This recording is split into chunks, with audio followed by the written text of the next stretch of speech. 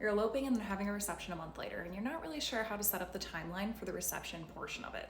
Let's talk about it. Most of my couples who elope choose to do something like this because you kind of get the best of both worlds, where you get to celebrate with your friends and family, but you still get that intimate, quiet day between the two of you. With your reception schedule, because of the fact that you already did your ceremony at your elopement and you probably did a celebration that day as well, you really are open to interpretation with how you want to set up this reception. Being a second brief ceremony is pretty common because we call it a symbolic ceremony, where you already did the legal aspect at your elopement, but you still want to symbolize uniting in front of your friends and family. You can do this as traditional or as non-traditional as you want. So some of my couples choose to take a video when they're doing their vows and share that with their friends and family later. If you still want to keep that elopement ceremony private, you absolutely can, and not do any type of video, and then do something that has like the more traditional vows, not quite as personalized. Some people don't like to get emotional in front of other people, so that's totally up to you. You don't have to share any part of your elopement if you want to keep that day just private between the two of you, but sometimes with friends and family, it can be really nice to share some of those memories because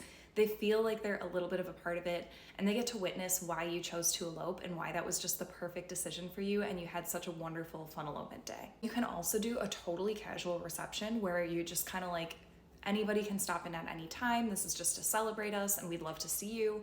Or if you want to do something that's a little bit more scheduled and structured, I would set it up kind of similar to a wedding reception, where you have like a cocktail hour. So if people are trickling in late, you don't feel like you're rushed to push back that ceremony or anybody like has to get there super early. So if it were me, I would recommend starting with that cocktail hour and then setting up your like ceremony or symbolic ceremony time after that, and do something just short and sweet for the ceremony. You can always say at that point, like, yes, we are already married, but we still wanted you guys to be a part of this experience, and something along those lines. If you're sending out a schedule to your guests, I might put that in the schedule for like 30 minutes, but it definitely wouldn't be that long. I would probably keep it more like 10 minutes. And then reception to follow. And that can look as traditional or as untraditional as you want, whether you want to do music and dancing and all of that, or if you want it to be a little bit more casual, if you're setting up like a dinner party and it's a little bit more intimate, you can really set that up however you choose to. Any activities that you choose to do are really gonna affect how that schedule looks for that last bit.